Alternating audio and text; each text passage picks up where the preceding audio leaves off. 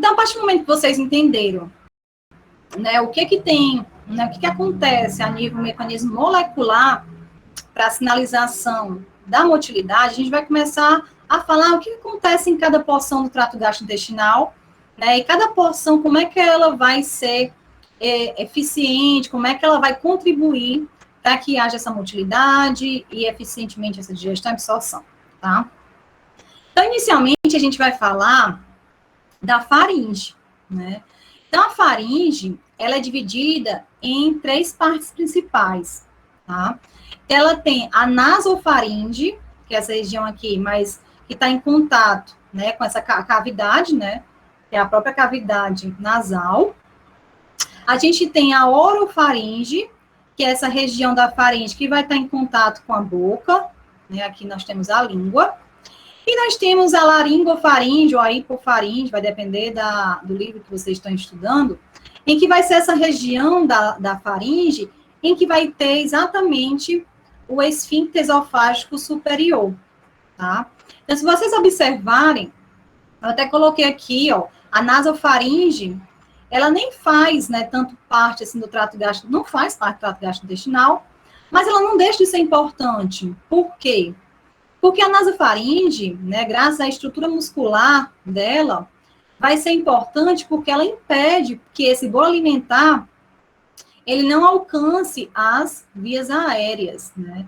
Então, durante o processo de mastigação e deglutição, você consegue com que haja o controle nervoso dessa musculatura que favorece com que haja esse bloqueio dessa passagem dos alimentos para as vias aéreas. Tá? Então, isso não deixa de ser também importante para o trato gastrointestinal, apesar de não fazer parte. Tá?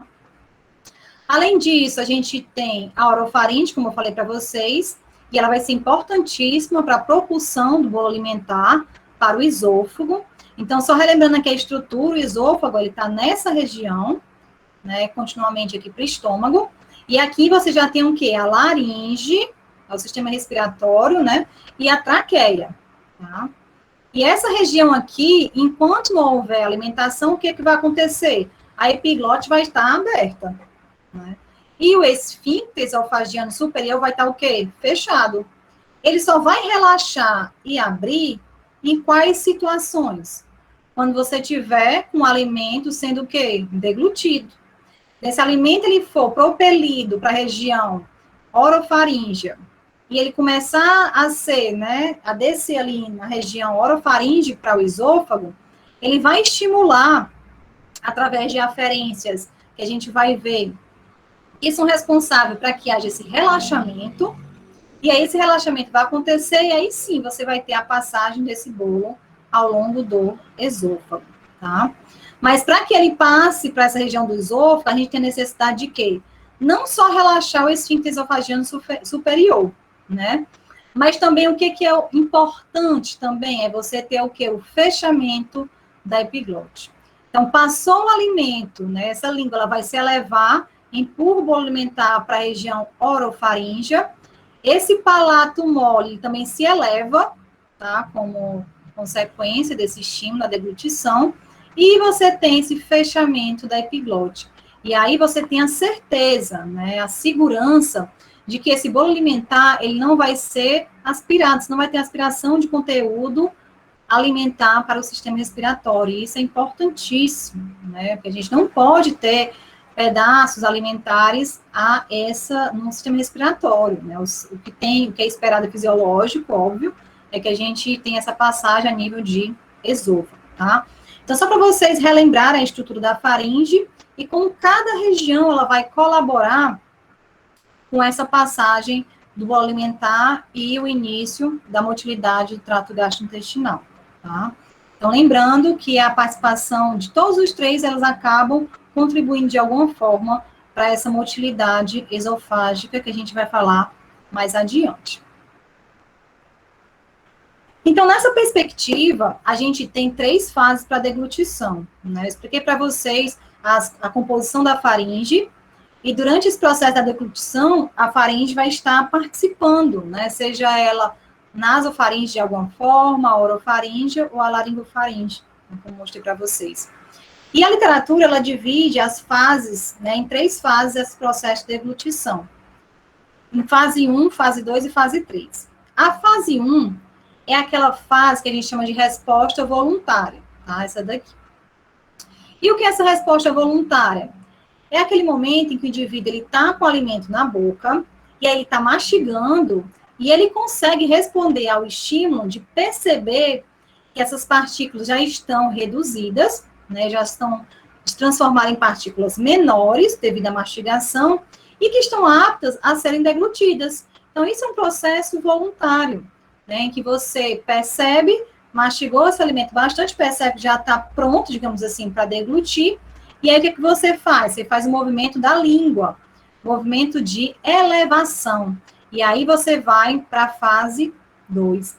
Então, a fase 1, exatamente quando esse alimento ele está sendo aqui, ó, mastigado, e você ainda tem o processo respiratório acontecendo normalmente.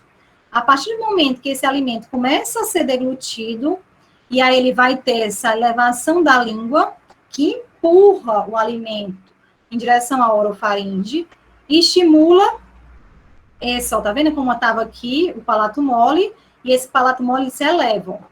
No que ele se eleva na fase 2, o que acontece? Você, nesse momento, não tem a passagem de ar, né? Você, no momento que você deglute o alimento, você para ali de respirar momentaneamente. Exatamente porque você tem esse processo de elevação do palato mole, a elevação da língua e, consequentemente, esse bolo alimentar, ele vai chegar nessa região da orofaringe. Ao chegar aqui, como eu falei para vocês, existe um quê? Vários reflexos locais e também extrínsecos que vão estimular para que essa epiglote que estava aberta, ela seja o quê? Fechada. Se eu fecho a epiglote, eu protejo meu sistema respiratório. E, além disso, esses reflexos vão ser importantes porque esse bolo alimentar, ele vai conseguir relaxar esse esfíncter esofagiano superior e, consequentemente, ele vai o quê? Se abrir, relaxa, abre e vai permitir a sua passagem. A partir do momento que esse bolo alimentar passou ao longo do esôfago, né, aí sim retorna aos movimentos respiratórios, né, começa o ar a passar pela cavidade nasal e ele vai ser transportado, laringe, traqueia e afins, né. Isso porque você já tem o estímulo de fechamento do esfíncter esofagiano superior e também tem a abertura da epiglote. E aí você permite esse retorno da respiração, tá? Então, lembrar que quando a gente fala de fase da deglutição, a gente tem tanto a resposta voluntária, como também a parte involuntária. Como eu falei para vocês, através de reflexos. Reflexo esse, seja eles locais, ou mesmo reflexos longos. Que esses reflexos, eles vão ser processados a nível do sistema nervoso central, ou podem responder localmente também pelo sistema nervoso entérico, para que haja essa passagem do bolo alimentar. Bom, e aí entendendo nessa questão da faringe participando para que haja a entrada desse bolo alimentar e efetivamente inicie-se a motilidade esofágica, é importante para a gente entender o que acontece com nosso trato gastrointestinal, nossa fisiologia, para receber esse bolo alimentar no esôfago, né? Então, todo o processo inicial, acabei de explicar para vocês, desde a boca, faringe, e aí sim, a gente vai chegar agora no esôfago, né? E a gente vai entender a sua função, o que está envolvido nesse controle para essa motilidade, e quais são as consequências se você não tiver muito bem esse controle neural, que a literatura até fala que é um controle neural complexo, e vocês vão entender o porquê. Então, quando a gente fala de esôfago, a gente tem que lembrar, na verdade, todos aqui muito bem sabem, que ele tem uma função de transporte de alimento. Você não tem ali secreção, até porque a passagem de alimento pelo esôfago, né, representada aqui na figura, se dá em torno de, no máximo, 12 segundos. Então, é uma passagem muito rápida. Então, a ação de secreção, mesmo que tivesse ali, seria muito diminuta, tá? Então, a sua função mesmo, a função mais proeminente, né, mais digamos assim, significativa e é importante do esôfago é o transporte de alimentos. Mas isso não quer dizer que não seja bastante complexo, né? O que parece bem simples, que é somente transportar um alimento, na verdade, existe uma grande regulação neural complexa para que haja esse controle e você consiga fazer essa passagem. Isso porque o esôfago, diferente das outras porções do trato gastrointestinal, existem diferentes músculos. Então, a gente tem que lembrar um pouquinho da anatomia, e se a gente lembrar, o esôfago, ele tem 3 regiões, tá? Então, ele vai ter uma região mais superior, que vai ter músculo estriado. Ele vai ter uma zona de transição, que é exatamente essa aqui, onde você vai ter uma mistura de músculo estriado e músculo liso.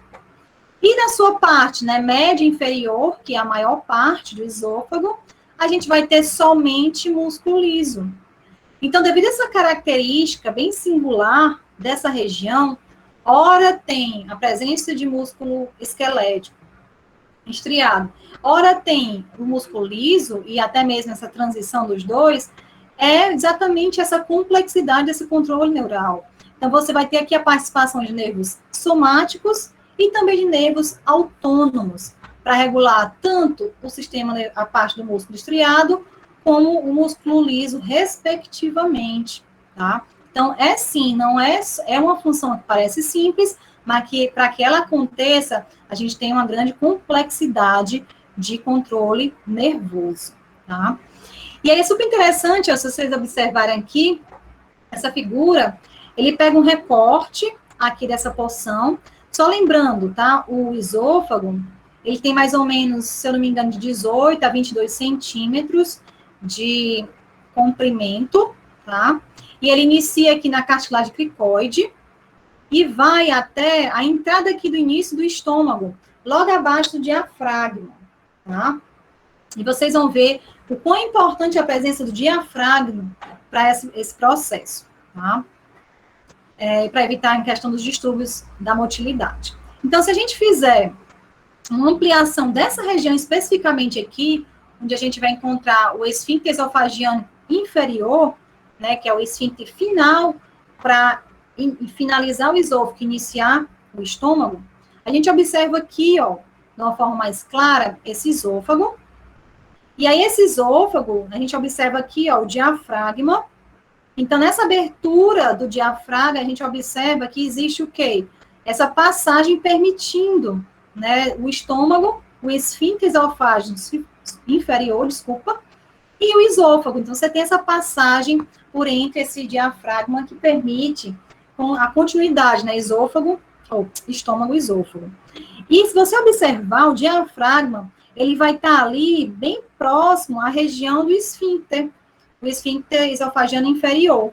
Então, o diafragma, ele vai ser essencial também, juntamente com esse esfíncter esofagiano inferior, a causar o bloqueio dessa região, evitando com que o conteúdo do estômago, ele retorne para o esôfago, né?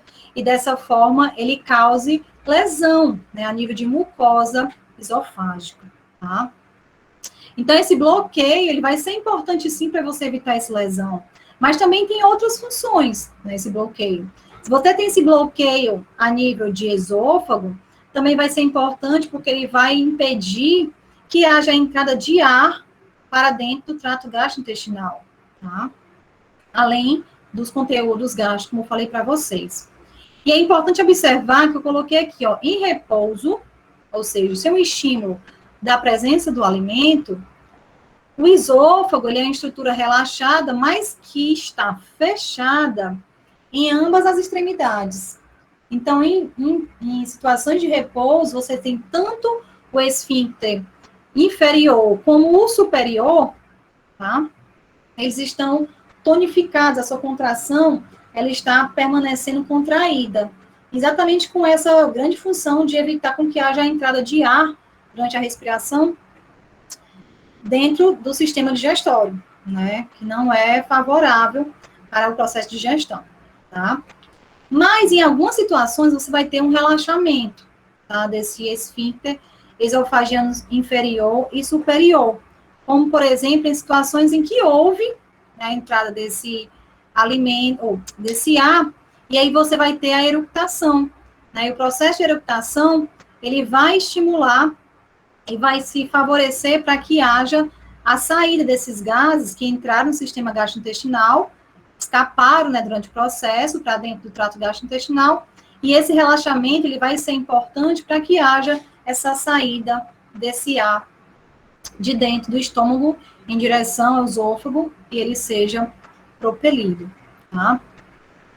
E aí, mais uma vez, ele só mostrando para a gente relembrar, né, ele pegou uma secção aqui da parede do esôfago, e ele mostrando aqui para vocês as camadas, né, o lúmen e a camada mucosa, que é a de contato com o bolo, a submucosa com o seu plexo submucoso, e da mesma forma muscular com o plexo mioentérico, né, mostrando mais uma vez essa relação dos plexos que vão ser importantes para esse controle da motilidade, tá?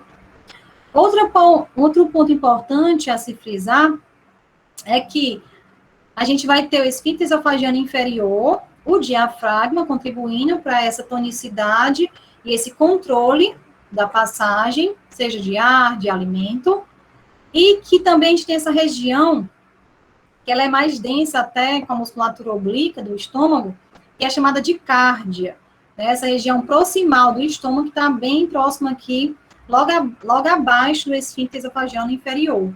Tá? E ela também tem essa riqueza de pregas devido a essa musculatura oblíqua, e ela pode também contribuir com esse bloqueio.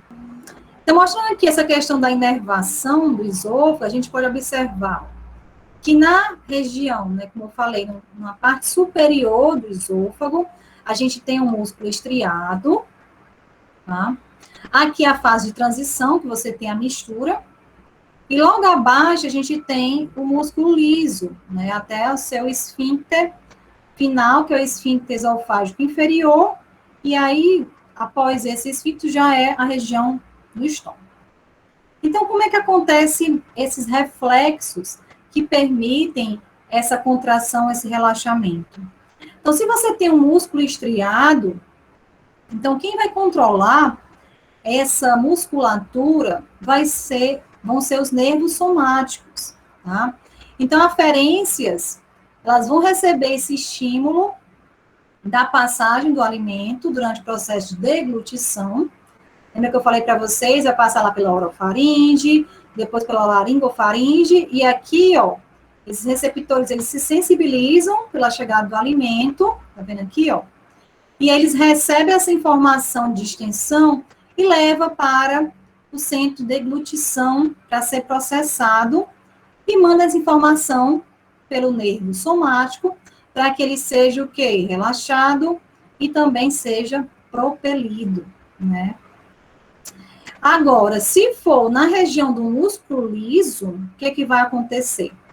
Quando esse bolo alimentar ele passar aqui por essa região e ele sinalizar aqui o sistema nervoso, no caso aqui autônomo, ele também leva essa aferência sensorial ao centro de deglutição, no nosso sistema nervoso central, ele vai ser processado e enviado, né, vias eferentes de neurônios autônomos, que aí já está falando de músculo liso, e a esses nervos autônomos, representados aqui pela letra A, vocês observem que ele vai inervar ou diretamente, né, como por exemplo aqui, ele pode inervar diretamente o músculo liso, ou ele pode fazer comunicação com o sistema nervoso entérico, né, representado aqui por essa seta azul, tá, que seria exatamente os plexos nervosos que estão lá na camada muscular da parede do esôfago, tá?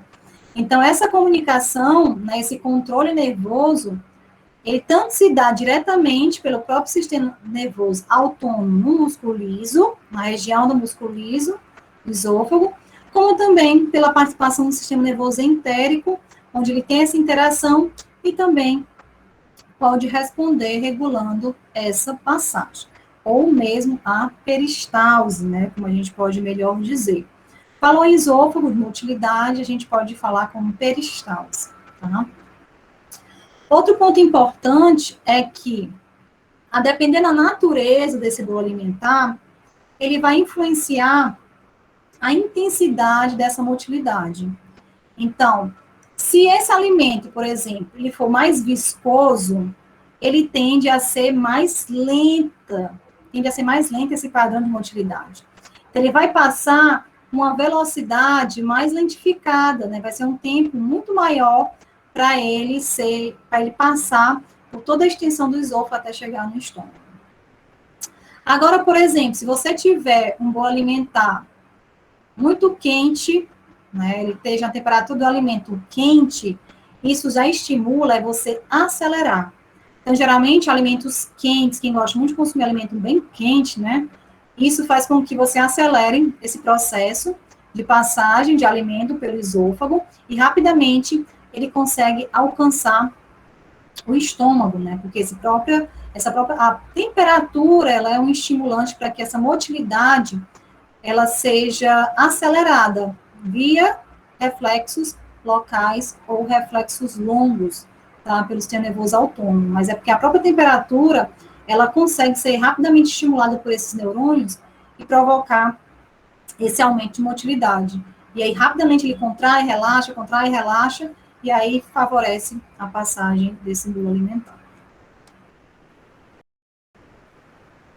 Bom, em relação às pressões esofágicas, para vocês entenderem melhor como é que acontece isso, existe até um diagnóstico que é utilizado, que é a manometria esofágica.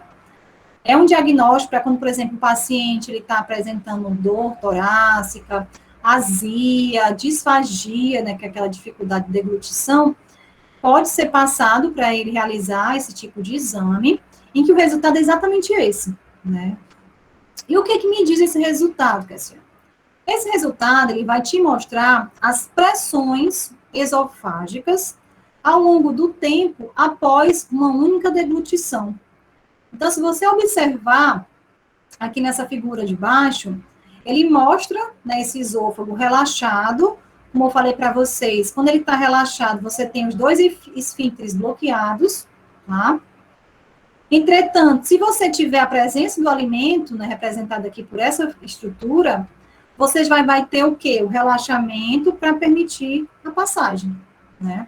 E aí você perde essa pressão esofágica, favorece o relaxamento e permite a entrada, tá? E isso acontece ao longo de todo o esôfago até que ele alcance, né, o estômago, e aí você novamente tenha o fechamento desses esfíncteres, tá? Se a gente observar aqui nesse exame, né, o que está acontecendo aqui, mostrar aqui nessa ilustração da manometria, das pressões, ele mostra, se você observar pelas cores, quanto mais amarelada, avermelhada, né, arroxeada, significa dizer que a pressão naquela região é maior, tá? E quanto mais azuladas, nessas tons azuis, você vê que a pressão é menor, né? Está entre 30 milímetros de mercúrio ou até menor que isso. Então, se a gente observar o que acontece, ele mostra que essa região aqui do exame, ela representa exatamente o músculo estriado. Essa região aqui é exatamente a zona de transição, porque está sai um pouquinho em cima, tá, pessoal? Mas é a zona de transição, correspondente àquela mistura, né, entre músculo estriado e músculo liso. E a partir desse momento, essa característica aqui corresponde totalmente ao músculo liso, a presença da passagem desse bolo alimentar no músculo liso, né? E se a gente observar, ó, se a gente comparar isso aqui com o que está acontecendo, né, nesse desenho, a gente observa ó, que no repouso você tem essa tonicidade, né, esse bloqueio do esfíncter, fazendo exatamente essa passagem do ar para não ser favorecida, né? Então, isso é visto, né? A gente consegue ver esse aumento da pressão, mesmo você não tendo ele em repouso, né? Agora, o que acontece quando você tem um alimento? Olha o que acontece com a pressão. Você tem uma redução da pressão. Ou seja, provavelmente, nessa região, você houve o quê? Um estímulo para o relaxamento. E aí, se ele relaxou, ele tende a diminuir a pressão naquela região, e por isso que ele está mais azulado. Né? Em seguida, o que acontece? Você tem a presença o quê? Do alimento aqui. Olha que interessante. Quando o alimento ele foi propelido mais à frente, vocês observarem aqui na figura, o que é que está acontecendo? Olha aqui como é que está a pressão, bem mais aumentada, né, nessa coloração mais avermelhada, mostrando esse estímulo por causa da presença do alimento. Porque a presença do alimento foi um grande estímulo para que a pressão antes dele seja aumentada a ponto de você contrair e favorecer o quê? A propulsão, né? Então, é interessante porque a contração seja muito efetiva antes desse bolo alimentar, para que ele tenha esse movimento de propulsão ao longo do processo, né? E aí, se a gente observar também aqui, ó, você vai ter essa região mais alaranjada, mostra essa passagem do bolo ao longo do esôfago, e isso vai, ó, ao longo aqui é do quê? 6 segundos, 9 segundos, até mais ou menos 10 a 11 segundos. Então, se a gente observar aqui nessa figura, ó, aqui o bolo alimentar, né? E esse bolo alimentar, ela mostra ele causando o quê? Uma distensão. Ou seja, a pressão do bolo alimentar nessa região leva a uma distensão da parede, da mucosa. E como eu falei para vocês, a parede do trato gastrointestinal, ela tem irrigação nervosa, né? Ela tem uma inervação nervosa, seja entérica, como aqui está mostrando, né, que eles chamam de reflexo local, como também tem a participação do sistema nervoso autônomo via sistema nervoso central processando essa informação. Mas vamos imaginar aqui a nível de reflexo local, essa resposta acontecendo ali próxima ao bolo alimentar, tá? Então, esse bolo alimentar, na sua presença, ele gera essa pressão, e essa pressão sendo gerada, ela vai ser captada pelos mecanorreceptores desses neurônios, tá? E aí, quando ele recebe essa informação dessa distensão, o que que ele vai fazer? Ele recebe, processa e vai enviar com a liberação, ora de acetilcolina e ora de óxido nítrico. Lembra que eu falei para vocês que, a depender do neurotransmissor, você vai ter um perfil de motilidade diferenciado. Se eu liberar acetilcolina, eu estimulo o quê? A contração. Então, o que acontece? Uma despolarização. Se eu libero óxido nítrico, aí eu tenho o quê? Um relaxamento, aí já é uma hiperpolarização. E o que acontece? Você tem uma inibição dessa contração. Então, o músculo vai o quê? Relaxar e permitir a passagem. Então, o que essa figura mostra para a gente é o que está acontecendo durante o processo da passagem desse bolo em relação ao reflexo neural. Então, essa passagem desse bolo alimentar ela vai ser importante porque via pressão e estímulo por distensão do reflexo local, ele consegue responder através dos neurônios efetores entéricos, né?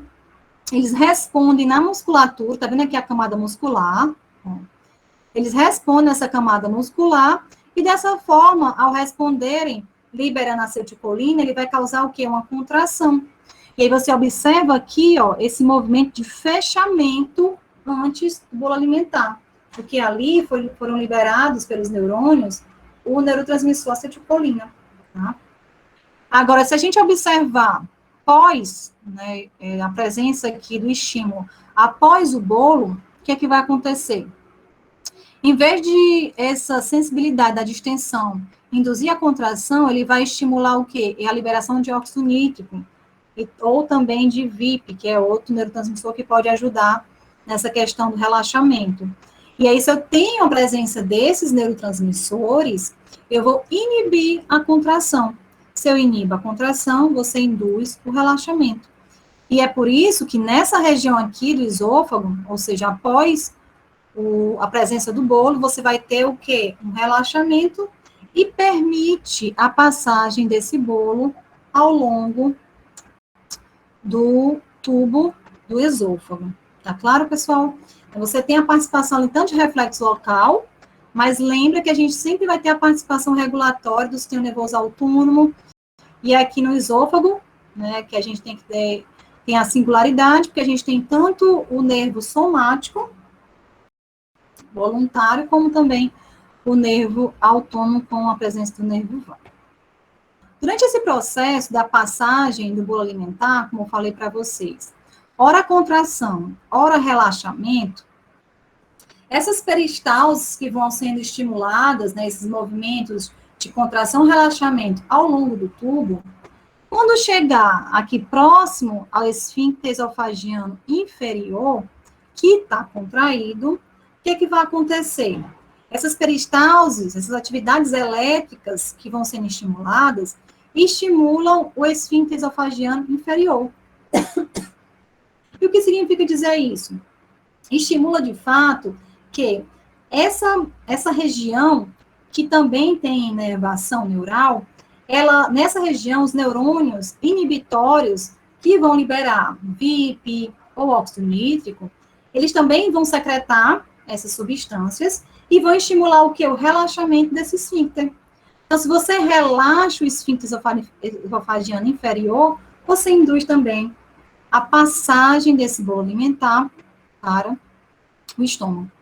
E é interessante que, além desse processo, né, da passagem do bolo alimentar com o relaxamento do esfíncter esofagiano inferior, outra consequência dessas peristalses é que estimula o que a gente chama de relaxamento receptivo.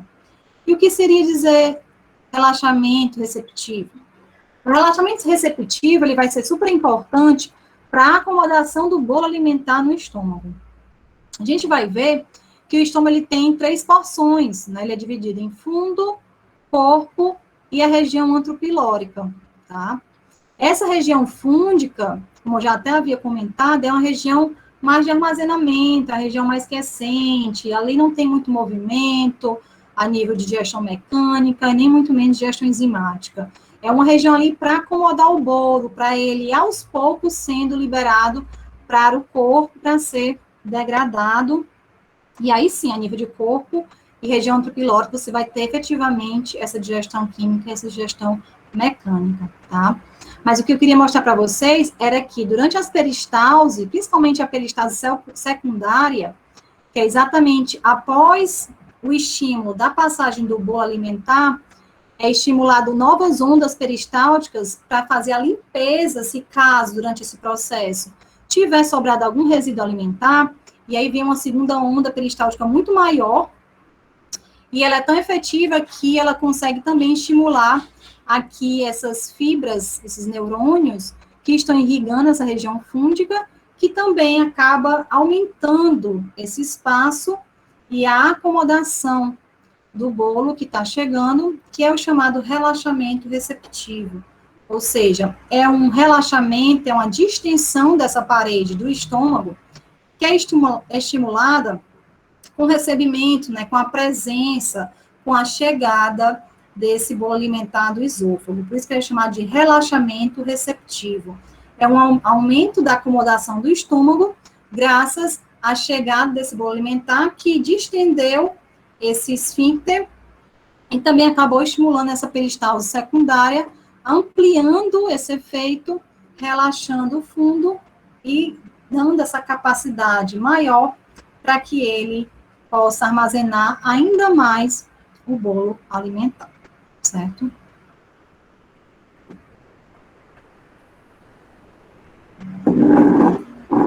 Então, trouxe algumas questões para a gente refletir aqui ao longo da aula, tá? A primeira seria, né, diante do que eu expliquei até agora em relação ao esôfago, né, a pergunta seria, como é que se dá, então, a abertura do esfíncter esofágico inferior e o relaxamento da região fúndica do estômago, né? Como é que esse estômago ele consegue ser capaz de, durante a alimentação, ele aumentar sua capacidade de armazenamento? A gente sabe que o estômago ele tem a capacidade de ampliar a capacidade que ele tem de armazenamento, e essa capacidade se dá graças a esse mecanismo que eu acabei de explicar. Então, como é que se daria essa abertura do esfíncter e o relaxamento da região fúngica, né? Se a gente pensar em tudo que a gente viu até agora, né? Ficaria claro para vocês, né, que essa abertura do esfíncter, ela ocorre graças a essa passagem do bolo alimentar que leva às peristalses, aos movimentos de motilidade, ora contração, ora relaxamento, que aí quando chega próximo ao esfíncter esofágeo inferior, você estimula o relaxamento via reflexos locais de neurônios inibitórios e secretórios de óxido nítrico, o VIP, e aí, consequentemente, você relaxa não só o esfíncter, como também você relaxa a região fúndica do estômago, tá?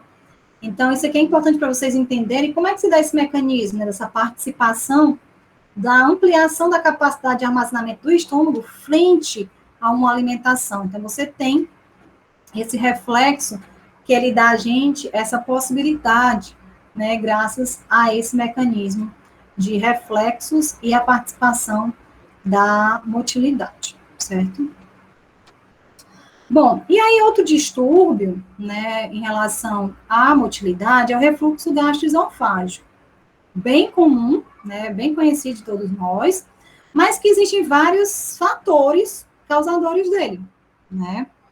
E aí, quais são os fatores que eu trouxe aqui para vocês? Um dos principais é a hérnia hiatal, né? E o que é essa hérnia hiatal? Lembra que eu disse para vocês que no indivíduo normal, a gente tem um estômago, né? E existe essa abertura que permite essa passagem do tubo do esôfago. E que essa abertura que tem, né, essa permissão dessa passagem do esôfago, é exatamente uma abertura onde? No diafragma. Então, o diafragma, como eu falei para vocês, ele está ali, ele tem uma abertura que permite a passagem do esôfago, e essa passagem se comunica exatamente com quem? Com o esfíncter esofagiano inferior. E eu disse para vocês que esse diafragma, né, pressionando ali esse esfíncter, é crucial para que haja esse controle bem efetivo da passagem desse conteúdo estomacal, impedindo nessa passagem para o esôfago. O que acontece é que, se você tiver a presença da hérnia hiatal, e o que seria hérnia hiatal? É quando você perde, tá? Você perde essa, como é que eu posso explicar? Essa proteção, né? Essa barreira do diafragma, e acaba, né? Acaba vendo essa abertura, tá vendo aqui como tá mais fechadinho? Você observar aqui, há uma dilatação, e essa região aqui, que antes era encoberta pelo diafragma, devido a essa perda aqui do diafragma, ela acaba subindo.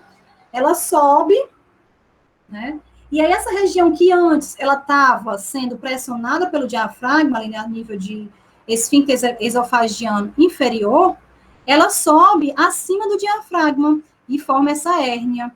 Então, se você formar essa hérnia tal, e a gente vai ver como a gente pode acontecer isso, você induz o que? Uma perda desse controle do diafragma no esfíncter, tá? E qual é a consequência disso? O refluxo, porque você perdeu a participação do diafragma, que ele é, sim, muito significativo para que haja esse bloqueio da passagem do que está no estômago para o intestino, para o esôfago. Então, se você tem a formação dessa hérnia, e você sobe, né, a uma ascensão, digamos assim, desse esfíncter, você perde o controle desse esfíncter de forma efetiva. E aí, o que está aqui no conteúdo estomacal, ele acaba sendo induzido o quê? O retorno. E aí, se você retorna, você tem o quê? O próprio refluxo do conteúdo gástrico para o esôfago, tá? E esse processo de hernia hiatal, ele é muito comum em o quê? Indivíduos obesos. Por quê? Porque esse processo dessa passagem desse estômago, né, e a passagem dessa região do esfíncter, ele acabar sobressaindo e passando o diafragma e formando essa hérnia, se dá principalmente com um aumento, né, um grande aumento da pressão intragástrica. Então, quando você pensa em pressão dentro do abdômen, a gente pensa o quê? Do obeso, o tecido adiposo em excesso, isso sim pode acarretar a um estímulo da formação de uma hérnia hiatal, tá? E é por isso que indivíduos obesos, eles podem desenvolver mais facilmente esse refluxo gastroesofágico devido a essa facilidade de desenvolvimento da hérnia hiatal, tá? Então, você aumenta a pressão intraabdominal, intragástrica e induz a essa formação dessa hérnia, tá? E aí, que mostrando outra figura, né, para vocês visualizarem melhor, onde você tem, ó, aqui o diafragma. Antes, o esfíncter esofagiano inferior, ele estaria onde? Aqui, né?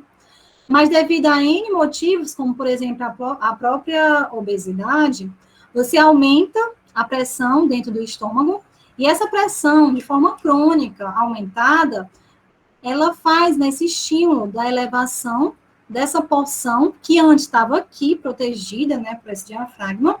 Então, há uma elevação, uma protusão dessa região para a parte do esôfago, e aí o esfíncter esofagiano inferior fica mais em cima. Se ele fica mais em cima, você perde tanto essa capacidade efetiva que se tinha, desse bloqueio, e aí esse conteúdo que estava aqui, facilmente, ele consegue retornar para o esôfago, né? E aí você gera esse distúrbio, né, que é esse refluxo, que leva a várias alterações a nível de mucosa esofágica e sintomas também que prejudicam a qualidade de vida do animal, ou do indivíduo, né? E aí, quando a gente pensa bem parecido, né, com o outro distúrbio que a gente conversou, tem a azia, tem a disfagia, tem sensação de dor, tá? E interessante observar que esses indivíduos, esses refluxos gastroesofágicos, eles chegam a atingir regiões que não comprometem só o esôfago, tá? Então, por exemplo, esse refluxo gastroesofágico pode refletir respostas no ouvido. Então, indivíduos podem ter infecções do ouvido que tem a ver com o reflexo do refluxo gastroesofágico.